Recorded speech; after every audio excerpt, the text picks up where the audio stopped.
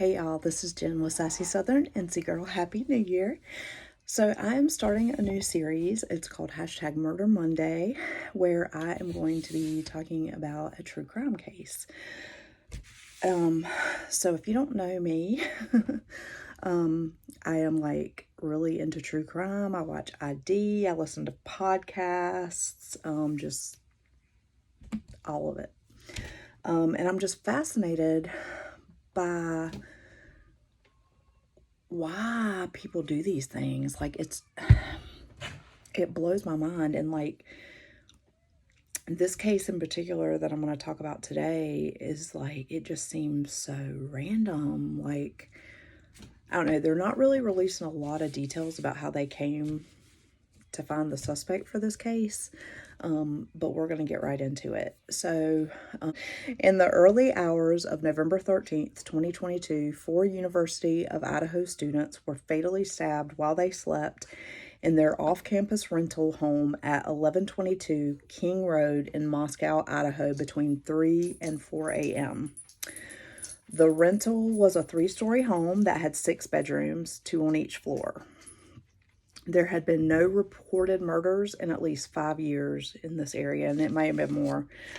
And I'm going to show you a layout of the house because this is going to be important later as I'm talking. And I also will insert a picture of it. This is the first floor here. There's a bedroom here and here. The only way in is through this front door here. There were 2 roommates on this floor. They didn't hear anything and they were not killed. And then on the second floor, there's a bedroom here and here. There is a patio there that has ground access. So I think that they haven't released a lot of information, but I'm guessing this might be where the suspect came in. And then on the third floor, there is a deck, but there's no access. So the police are not saying where the bodies were found, but they were found on the second and third floors. Okay. So, there were 5 females present that resided in the home. There is a 6th person on the lease, but that person was not in the residence at the time of the murders. But the females that lived there were Madison Mogan, and if I'm saying these wrong, I apologize, because I'm not exactly sure about the pronunciations. Kaylee Goncalves, Zaina Kernodle, Dylan Mortensen, and Bethany Funk.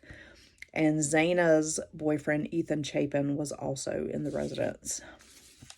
And Dylan and Bethany were the roommates on the first floor that survived. And so Zaina, Ethan, Kaylee, and Madison were the murder victims.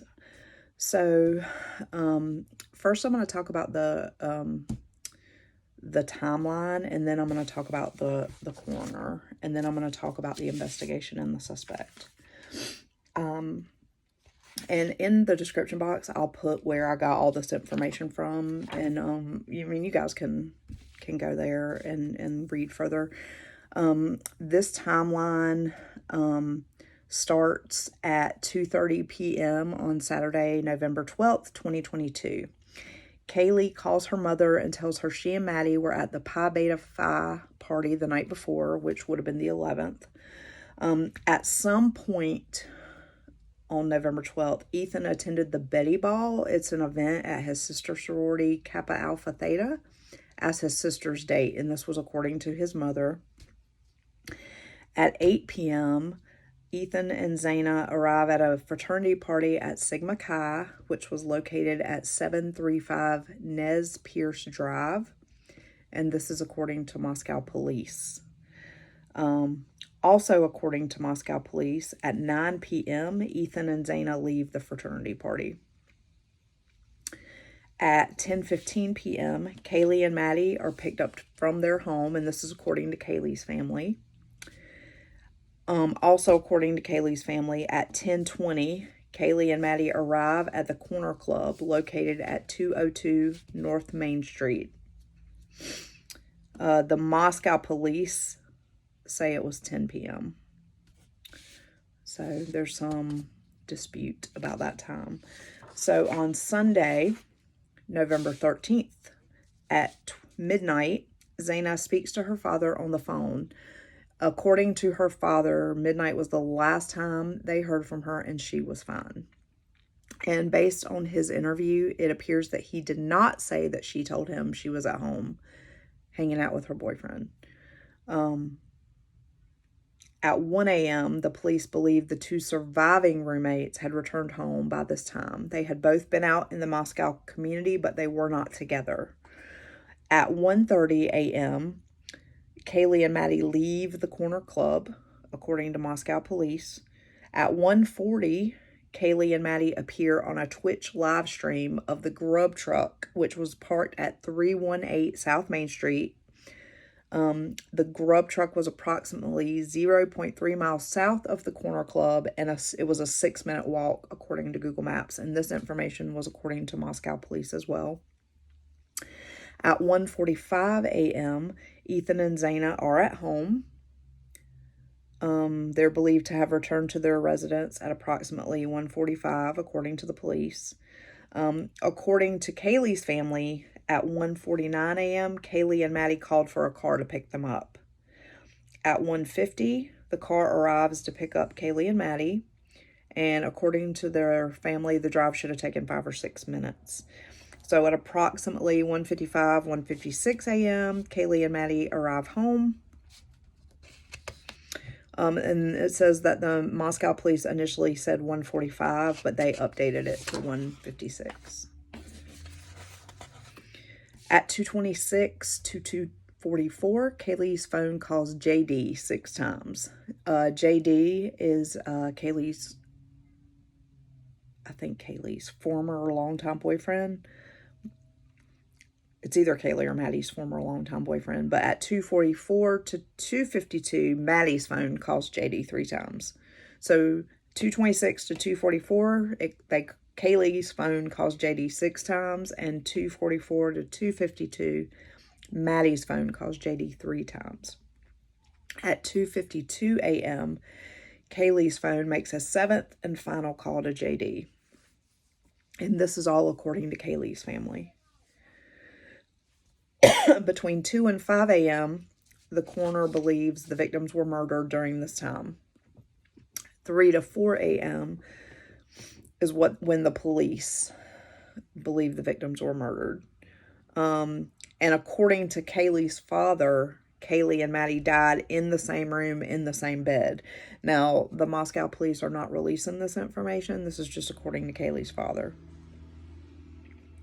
The coroner states that the 4 victims were likely asleep. Some of them had defensive wounds, and each was stabbed multiple times. There was no sign of sexual assault.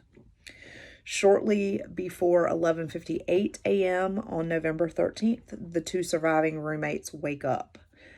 And the surviving roommates, for some reason, and this is very unclear, they summoned friends to the residence because they thought one of the second-floor victims had passed out and was not waking up.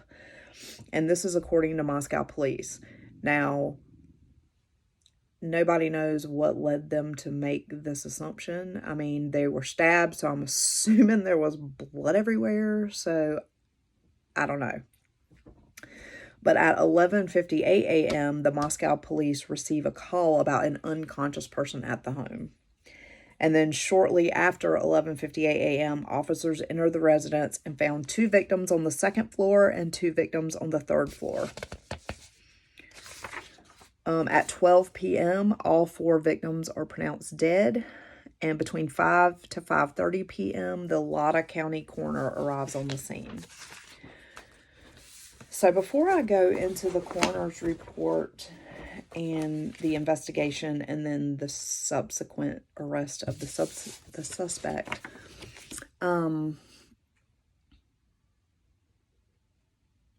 I guess that the facts will come out about this later, but apparently because of the layout of the house, the roommates on the 1st floor never heard anything on the 2nd or 3rd floor. Because you got to assume that if these people are being stabbed and they're fighting off their attacker, there's going to be some noise, right? So, without actually being there, I guess, or being inside the house, I guess it's hard to know, like, what is reasonable to assume and what's not. But those are just things that I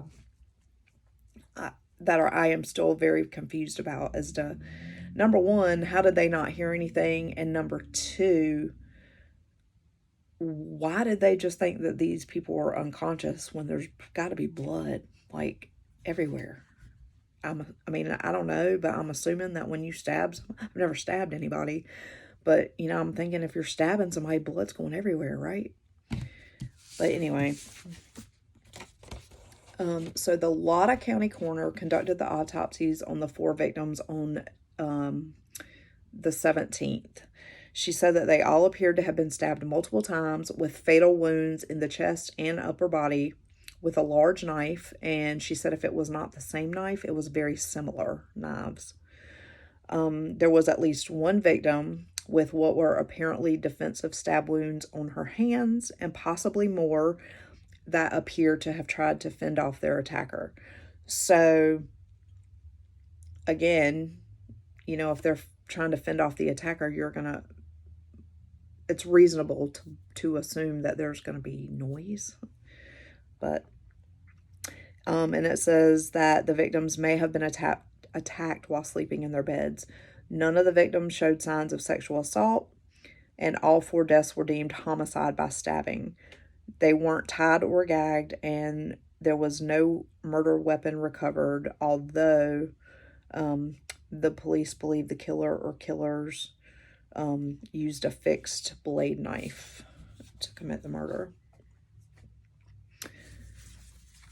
Okay, so let's talk about the investigation, and then we'll talk about the suspect, and then I'll kind of close up.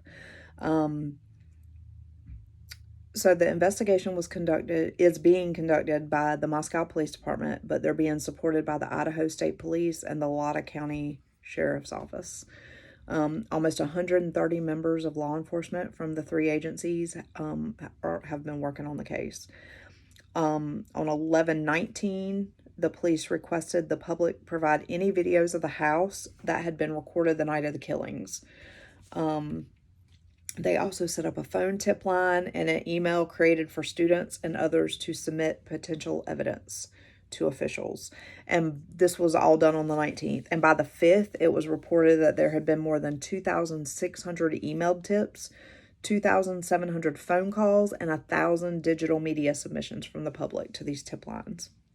By Christmas Eve, the investigative team reported having received at least 15,000 tips regarding the case. And during this time, the police did rule out a fellow student that was seen wearing a white hoodie in the video footage with Maddie and Kaylee. He was talking to them by the food truck. They ruled him out. They ruled out the person who drove Maddie and Kaylee home. They ruled out the 2 surviving roommates who were home at the time of the murders. And Kaylee's long-term former boyfriend, whom she and Maddie had called a total of 10 times that night. And then on the 15th of December, the police announced they were searching records of approximately 22,000 Hyundai Elantra with the model year between 2011 and 2013. And this was because an Elantra had been seen by a camera, or had been imaged by a camera in the area of the murders around the time when they took place. That's all the information they gave. They didn't say what led them to believe that it was connected to the murders or anything. And as best as I can tell, I've not seen anybody say that the murder suspect drove an Elantra. But I may have missed that information. But I guess we'll find out, because they're being very close-lipped about pretty much everything. On December 30th, 28-year-old Brian Christopher Koberger of Albrightsville, Pennsylvania, was arrested at the home of his parents in Chestnut Hill Township in Monroe County, Pennsylvania. He was arrested on 4 counts of first-degree murder and 1 count of burglary. He was appointed a public defender and detained without bond at the Monroe County Correctional Facility in Stroudsburg. And he is scheduled to return to court tomorrow, January 3rd, 2023. He is going to be extradited to Idaho. And it is said that he attended Northampton Community College in Bethlehem, where he earned an associate's degree in psychology in 2018. After graduating from Northampton, he attended DeSales University, where he received a BA in 2020 and a master's in 2022, both in criminal justice, which is interesting. He relocated to Washington shortly before the murders to pursue a PhD in the same field at Washington State University in Pullman, Washington. He had completed his first semester just before the murders, 9 days before his arrest. And the Pullman campus is about 10 miles or 16 kilometers west of Moscow, which is where the 4 murdered students lived. And it says DNA evidence played a key role in identifying Koberger as a suspect in the killings, and authorities were able to match his DNA to genetic material recovered during the investigation, according to a law official. And federal investigators had him under surveillance prior to his arrest. Another interesting fact is that, while he was at DeSales, he participated in a 2019 psychology conference, and he went on Reddit and identified himself as a student investigator, and he made a post in the prison and ex-cons subreddits about 7 months ago, inviting users to participate in a research project to understand how emotions and psychological traits influence decision-making when committing a crime. Okay, y'all. And it said that the post said that the study sought to understand the stories behind the user's most recent criminal offense, and that the study had been approved by the DeSales University Institutional Review Board, and that the survey included anonymous questions such as, why did you choose that victim or target over others? What was the first move you made in order to accomplish your goal? And before leaving, is there anything else you did? Reddit removed the post, and the survey was removed from the university's website. So that's interesting to note that he was doing this study, even though it was approved by the university. That's a very interesting fact. It makes you wonder if he was trying to live out his study by killing these people. They're not going to release any information. The police are not going to release any information regarding how they came to arrest him until he's extradited to Idaho. So I will do a follow-up once that information is released. But what do you guys think? Like, in the beginning, I thought maybe the roommates had something to do with it, the surviving roommates, or, just there was all kinds of rumors flying around because the police were being so close-lipped about everything. But you have to understand that they have to guard certain information so that when they do find the person that committed these crimes, they know they have the right person. I mean, obviously DNA is a big deal these days, and they can absolutely, convict people through DNA. But a lot of times the information that suspect gives leads them to know that they have the right person, because they're giving the police information that was not released and that only the killer would know, or the person that committed the crime would know, right? So let me know what you guys think about this, and give me your theories about how he came into like how he chose these people to just murder, because, you know, as of right now, there's no connection to them. Like, we don't know how he knows them, or how he chose them, or if he's even the killer. I mean, obviously they're saying they have DNA, but like, it's not a done deal. Also, let me know if you guys like this type of video, and if you want to see more. And I'll also take suggestions on cases. Like, if you have a case you want me to cover, I'm gonna try to keep it like compact. Like, I'm just gonna hit the high notes of the cases. I'm not gonna deep dive into them just for the sake of time, but just let me know what you guys think. I'm really excited to be doing this. I think it'll be interesting, if nothing else.